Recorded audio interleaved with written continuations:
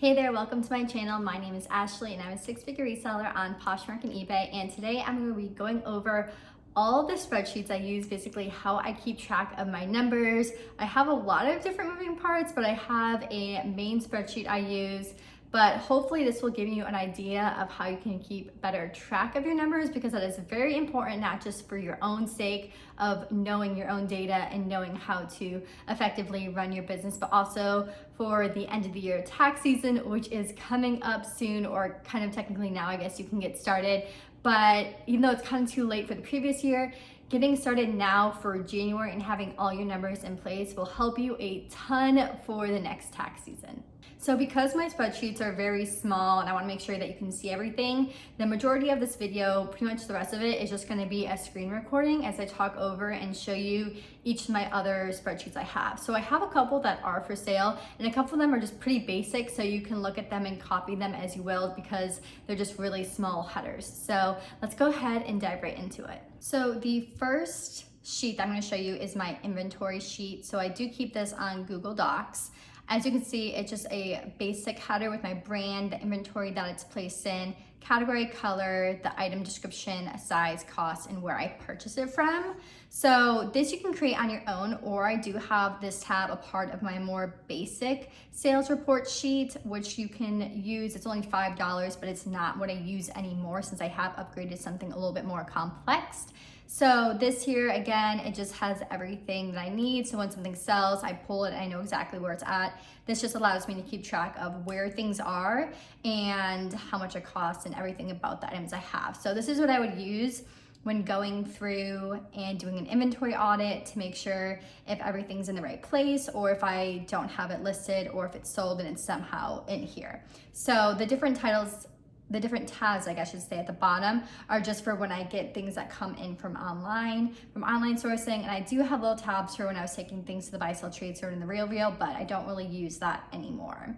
So let's go ahead and open up what I currently use to track my sales. So when I sell something, I'll go ahead and delete it off that available inventory sheet and bring it into this data analysis report. So I put in all my information in here, where it's sold from, the brand, the month it's sold in, and all the other information I have from the available inventory sheet. And I basically put everything in here to keep track of all my data and my numbers. So let's go through this sheet a little bit because it is a bit more complex, and I do have this one as well on my website. I'll put a link to all the ones I do have available in the description of this video.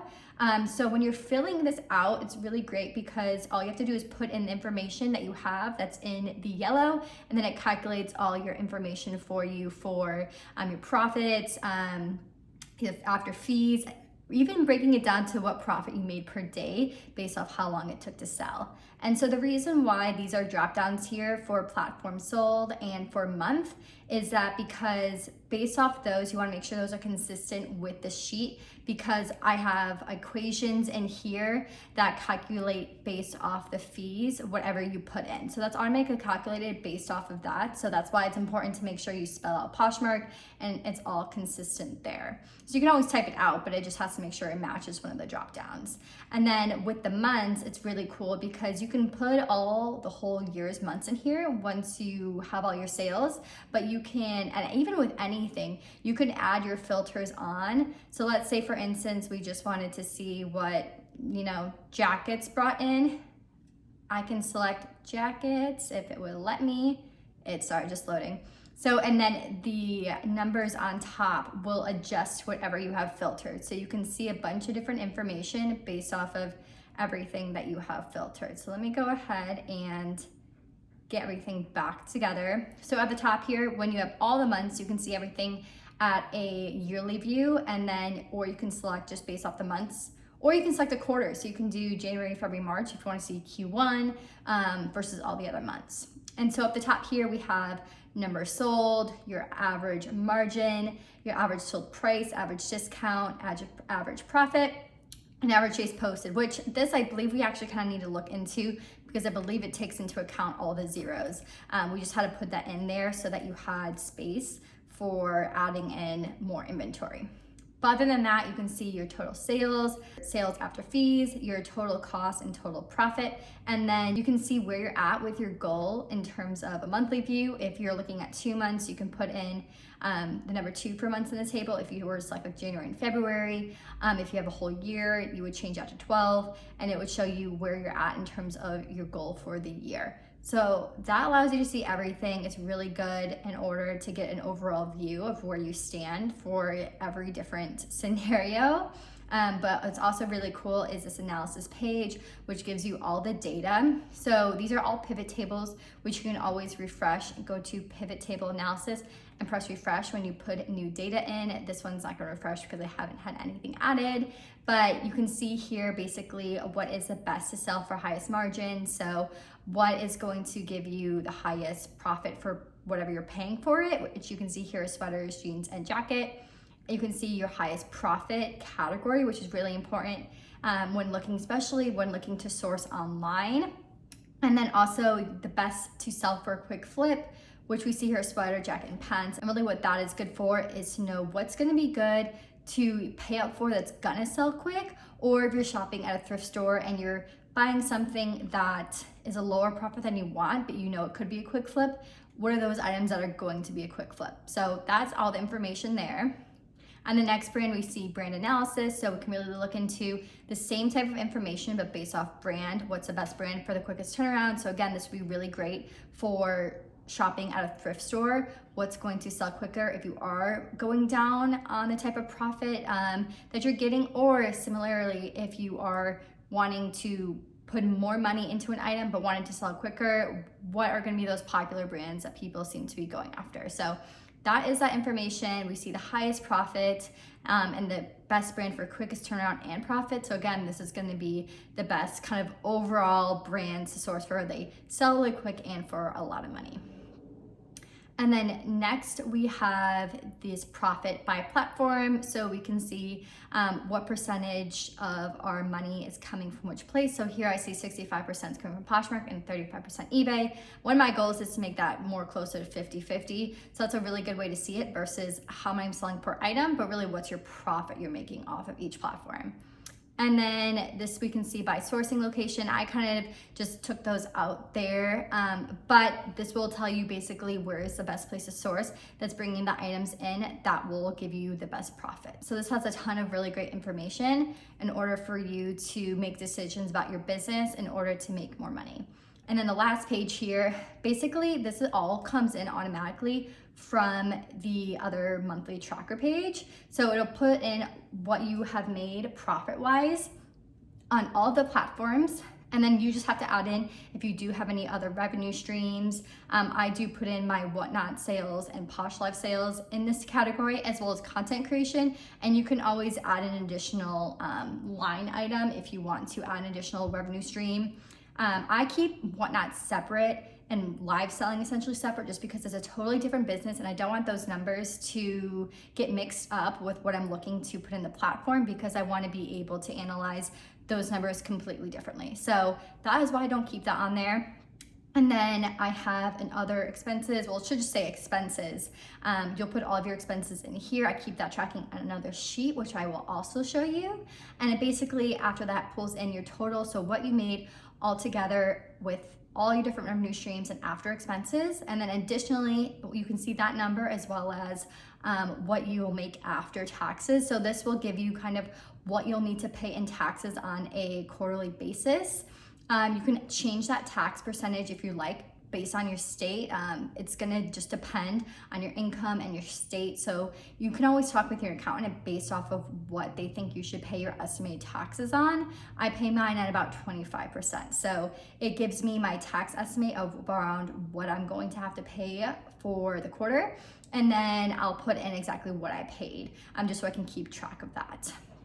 And so, as you can see, this sheet doesn't have the available inventory. I like to keep it mine on Google Docs because it allows other people to see it and use it. Allows me to just have better access to it, but you can always just include a tab here and just basically put in those line items and keep track of your inventory on the same Excel. Because it contains a lot of research information, data. It works best in Excel. It's not really compatible with anything else. Google Docs, unfortunately, just isn't up to par and can take that data like Excel can, but it's very much worth just having an Excel sheet. Just keep it, I keep mine on my desktop on my computer. I'll usually just keep it open and we'll keep it minimized and draw it open for when I need to. So yeah, if you don't have Excel, make sure you get Excel if you're going to get this, because it needs Excel versus anything else.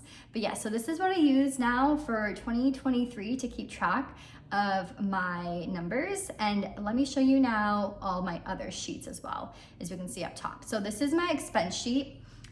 So as you can see, I have the different categories: supplies, advertising, kind of like VAs, hiring type stuff, mileage you can track. If you travel anywhere, that costs for that, education. You can even put like Posh Fest in education. I put damaged goods also on here, so anything I have to donate or that I lost, I'll put in here. Here's an additional section. I put like storage stuff, and then you could put platform expenses, like Shopify, eBay. I don't put the fees on here. I basically just put like eBay, what I have to pay to have a subscription, and any other fees, my Shopify fees and things like that. And then this total page, we'll just put everything in there. It's not automatic. You do have to put it in yourself. As you can see, I had a ton of expenses last year. So that is this, and this is for sale on my site. Now, this is what I use for Whatnot and Poshos. It's very basic. It's not like amazing. You can totally just like put this together yourself.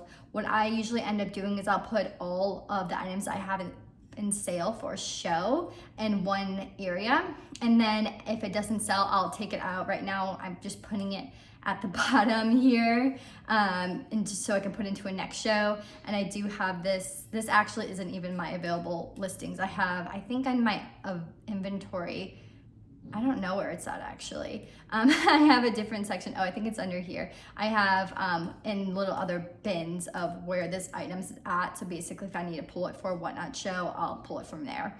And this just keeps track of how much I made per show. So I'll just change the after fees if it's 0.8% for Poshos, or for Whatnot, their fees. Let's see. I haven't had a show yet in January, but for Whatnot, I just have their fees. They take 8%, then I calculate in the PayPal percentage minus the 3 cents they take per item. And then I'll just calculate the profit, and then I make sure to add in to the bottom number here. If I had any giveaways, I'll take that out from that number. So as you can see, I have not made a lot of money from these shows in January or December. It used to be a lot better. So I just keep track this way. You can definitely just take a screenshot and make your own. I definitely think I can redo this better, but for now, it is what it is. And then the last sheet, this is just where I keep track of my measurements. So I basically put all my measurements in here, and then once I put it into Vendu, then I'll just go ahead and delete it out. So this kind of shows me how much I have processed, but I haven't even listed yet. So, and this is stuff that is like very, very old. So that's why I put it in red, because I need to figure it out somewhere. So that is everything. Again, you can find this data analysis report on my website, as well as the expense report. And if you want something a little bit more basic for tracking your sales, then this available inventory sheet is a part of the more basic sale tracker. So, and it basically just adds on other tabs, and it looks a lot like this one. The data analysis report, it basically has a lot of the same categories, a little bit mixed up, but it doesn't have all these additional stats and fillers and such. And you do have to kind of put in your own equations. I have like the Poshmark and eBay ones for you to copy and paste, but if you have anything else, you have to just put that in there. This one's a lot more. This one was made by my sister, who's an accountant, so she's very savvy with Excel. But I try to make sure that she knew we need to make this where it's so simple that, you know, even if you're not tech savvy, it's really easy to use. So if you ever have any questions on it, you can always reach out to me. I don't know that much about it, but I can always ask my sister about it as well. So that is it for my sheets. Let me go ahead and close this out. Thank you so much for watching. I hope that was helpful. Don't forget to subscribe to my channel. I have a couple more videos that hopefully are in the pipeline. I do put them out on Wednesdays once they are up. So make sure you subscribe so that you do not miss out on any of those. And you can always reach me on Instagram at reclothcollection if you have any more in-depth questions about the sheets or anything like that. But thank you again, and I hope to see you next time. Bye.